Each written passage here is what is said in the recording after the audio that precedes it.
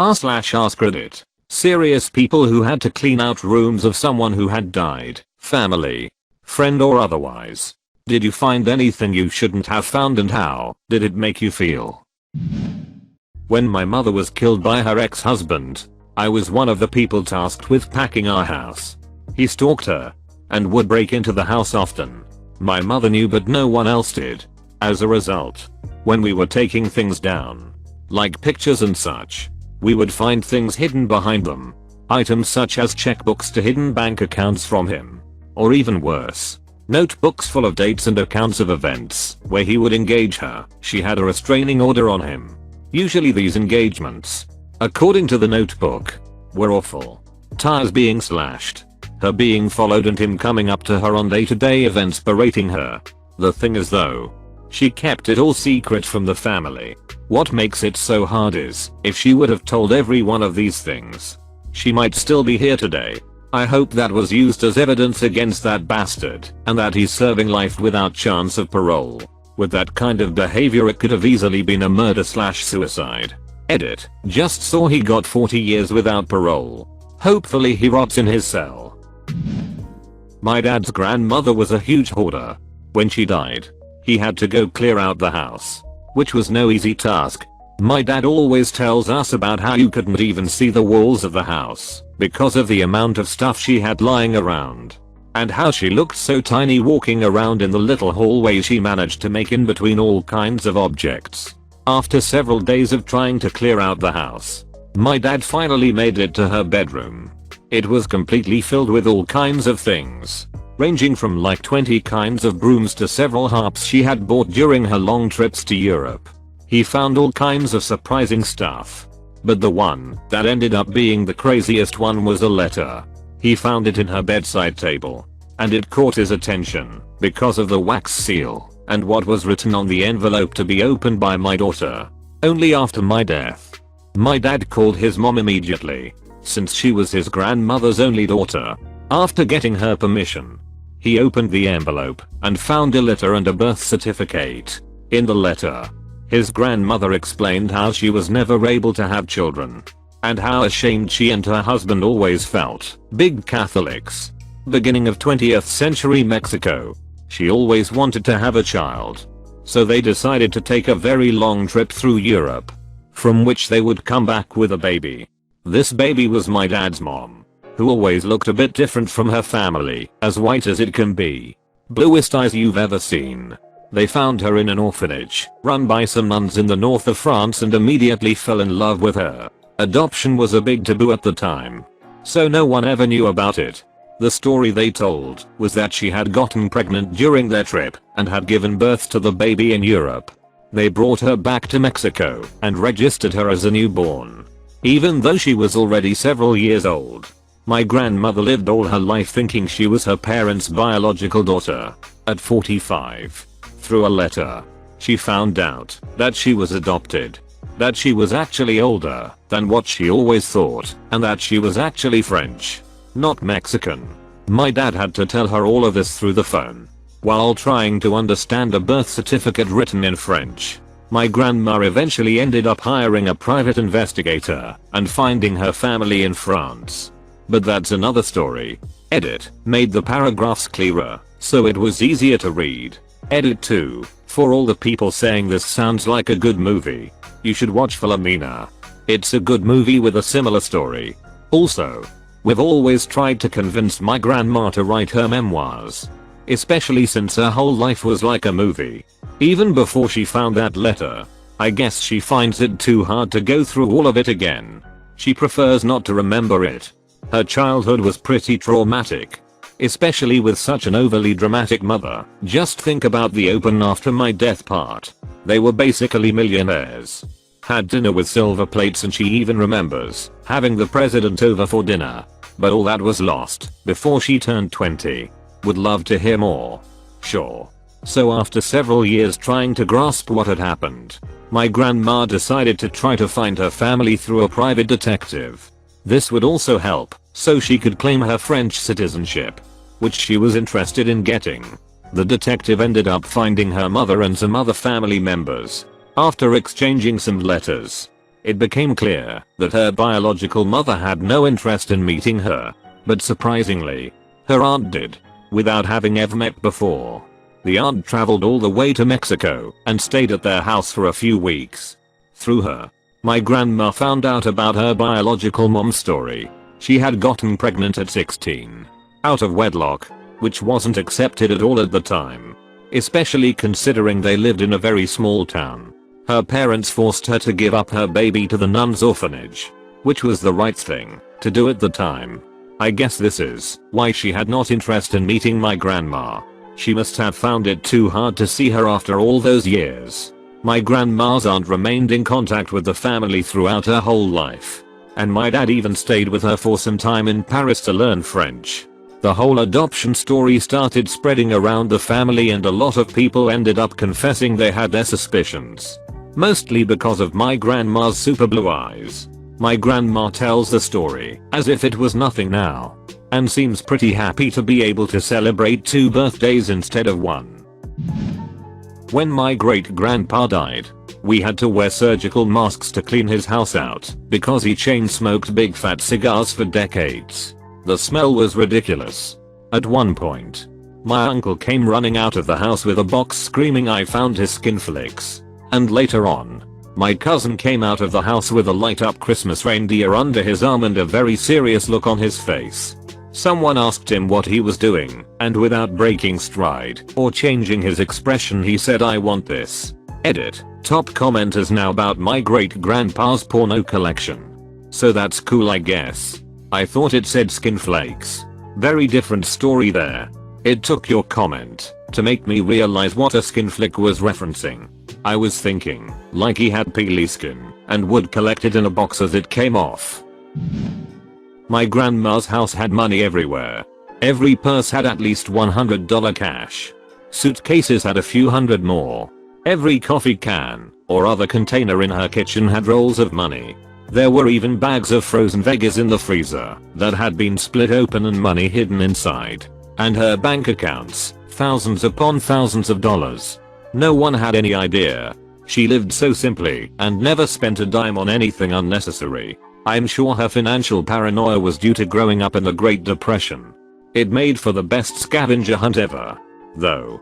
Same when my dad's mother passed. She didn't trust banks so going through her flat was like a lottery scavenger hunt. I had even cut open the bottom of her mattress and we found about $3K in it. Edit. Banners to banks. I have fat thumbs. My folks and all their siblings were born between 1949 and 1959. They didn't grow up during the Great Depression. But man, its effects stuck them up, and consequently me. My mom is 100% Yugoslavian with me being the 3rd generation born on American soil, and my dad is half Cherokee. They both grew up in the deep Midwest. My mom and I were in my dad in Ohio. Each had 5 siblings. They hoard everything to an unhealthy degree. Beat me for all discretionary spending as a teenager. And even stole from me to waylay their financial paranoias. My great aunt died at 100 years old. And I got her fairly new Samsung TV. The TV turned out to be 3D. But she only had one eye. I couldn't shake the thought that some salesman sold an old lady with one eye a 3D TV. Or that's ducked up. I'm being dumb. Will 3D not work if you don't have 2 eyes? When my great grandma passed away we were cleaning out her house and we found all these liquor bottles that were full of water from 40 years ago when my dad and my uncles had drank all her booze and replaced it with water lol. Edit. Thanks guys. Now my highest ever rated comment is about my dad being a runk lol. That was one thing my old man thought was unforgivable. Drink his booze? Okay. Water it? Oh duck no. Funnily enough, my father is the same way. He also smokes weed, and when I was 13 I stole his pot and replaced it with oregano. I don't know what made me think he wouldn't notice lol. But he did. He was furious. Not because I smoked weed, but because I smoked his weed, haha. After my grandmother passed away, I was helping clear her flat. She was apparently 87 when she died. But we also had suspicions that she was older. She had grown up in Nazi Germany and crossed the Berlin Wall as a Russian spy and then gave herself in. We had a lot of questions that she never answered. Then I found a cupboard full of notebooks. They were detailed diaries and gave a lot of answers. My mum was heartbroken though when she found the date of her birth. It only said it was born today, and then a week later said it has been named by my mother-in-law.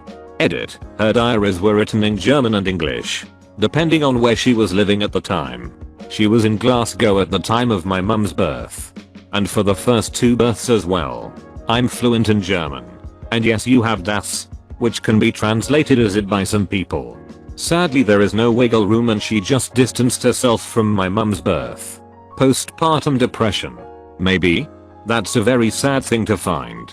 She had a number of issues with alcohol, drugs, smoking, gambling. It could have been anything really. My dad is a cop who worked a case where this man who committed suicide had only one relative alive. His son. The son had cut off all talk as soon as he turned 18. 20 or more years ago. The son called my dad when he got to the house asking for assistance. He sounded pretty upset on the phone, so my dad raced over as soon as he could. The father was an alcoholic with little education and worked a factory job he got with no high school degree.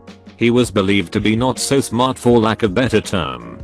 They stepped into the house to find hundreds of books, towering stacks, rooms full, furniture covered with books, all varying subjects from fiction to how to, and in the front of each book was what the man had learned from it. Almost like a summary. The son was blown away. He couldn't believe what his father had been doing with the last decades of his life. The books are going to be donated. The books the son didn't pack up and ship to read himself. Another thing, the son is smart as a whip. Now he knows where he gets it from. The father was an alcoholic with little education and worked a factory job he got with no high school degree. I guess we just figured out why the poor guy was an alcoholic. Can you imagine being stuck in a mindless job when you're as smart as he obviously was? Aside from the fact that it's hit to live in a dictatorship. I wonder if that's the reason why you had so many drinkers in the Soviet Union. I know a guy who was assigned a job by the powers that be for some reason. They told him to go stack vegetable crates in a warehouse. Well, fortunately he was well connected, so he just gave somebody his ID and told him to go do the job instead, so he can sit in his house and do math all day. Well, he's won practically everything except the Fields Medal, said to be the mathematics equivalent of the Nobel Prize. And I haven't talked to him in a while, so he might have won that too. If he had to stack vegetables for the rest of his life and couldn't do any math, I believe he would have either drank or died. Probably both. Worked out pretty well for him. But we have a famous writer called Venedikt Erofiev who basically was a runk and wrote some essays about being a runk. Beautifully talented writer. I read a paper on his work that said something to the extent of he was just bored. They gave him a job as a switch operator or something equally mind-numbing, and instead of being diligent he'd do amusing things like make a chart showing how much he and his co-workers drank over the course of a month. When he got to his chart he was already so drunk he couldn't draw the lines straight. And he'd wander around looking at things and providing commentary. Books like Moscow Patushki or Moscow to the End of the Line are funny, but from the perspective of someone with a huge brain who's desperately bored. As bored as an intelligent animal being kept in a concrete cage with no stimulation. And has started to destroy himself, the way that animal will stop eating and begin self-mutilating or picking at their skin. Well, it's almost too sad to read. You especially had a lot of educated people or people from intelligentsia families being given proletarian work to rehabilitate them into the working class. Ike. And even if you got to work in the sciences or the arts, you'd do it with a choke chain around your neck. You couldn't read or write whatever you wanted to, and even in STEM the state would get big ideas like Lysenkoism, and normal biologists who wanted to do normal biology would find themselves jobless, imprisoned, or dead. Who can live like that? It's amazing how long the country managed to pull through. As for me, I'm not too old and was born in America, so fortunately I didn't live through the Soviet Union. But I didn't have a good start in life, abusive and neglectful childhood. I wasn't even allowed to finish school. I decided to get my JED and go to college in my mid-20s because I was starting to drink and do worse. And it was hard to do anything on my own. because I had gotten severely depressed out of understimulation. Also things like the aforementioned childhood abuse. But I honestly think my biggest problem was always sheer boredom. And finally I accepted that, if I couldn't find a way to use my mind I was going to die. Things are okay. It was a huge struggle to be a productive person after many years of doing nothing in particular, especially since I turned out to have like 3 different sleep disorders. But fortunately I got access to sleep doctors and some mental health medication. And the debt keeps me up at night. But I did well in community college and was accepted to every 4-year school I applied for, and a medical university in Russia I ultimately decided not to go to. I transferred to a university that had a researcher I wanted to work with, and I'm applying for a grant to do undergrad research next semester.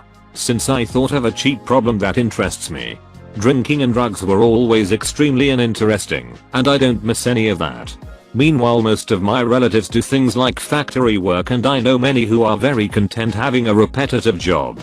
They say they're happy when things are predictable and relaxing and they can shut their brains off.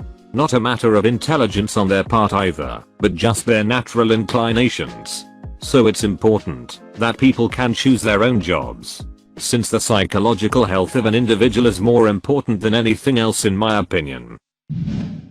I cleaned out my cousin's room after his overdose and painted and redecorated it because he was living with my mom and she couldn't bear to see his room. While I wasn't the one that found it, he was holding his cell phone when he died, and the person that found him and the phone saw the text he had sent to his hit-head addict girlfriend saying, "Holy hit, I think I'm gonna die." She didn't even try to call 911. Edit. Please give your upvotes to u/Drivik below for offering a sag about life-saving overdose treatment. This is more important. Edit 2. For people that need more context for this, or question my sentiments towards his girlfriend. The text was the final one in a string, where she was telling him how to extract fentanyl from time-release patches and inject himself with it. She knew what he was doing. It wasn't just a random text to his GF that she would have shrugged off or been confused by because she was teaching him how to do this. My cousin had been clean for a year at the time of his death. Which is another sad warning about the acute danger of relapse. A lot of addicts lose tolerance over the course of their sobriety, inject at comparable levels to their past use and die. The needle mark was the only one found on his body. He was an addict. That was his choice and disease. But she is complicit in his death, which makes her choice to not call 911 worse. Wow. That's cold. In her defense, a lot of people say things along the lines of "holy hit. I think I'm going to die when on drugs and things are pretty intense." Usually it's not even slightly serious. That being said, if my partner sent me a text like that, and I wasn't sure of the context, I'd absolutely assume the worst case scenario, and do whatever I could just in case.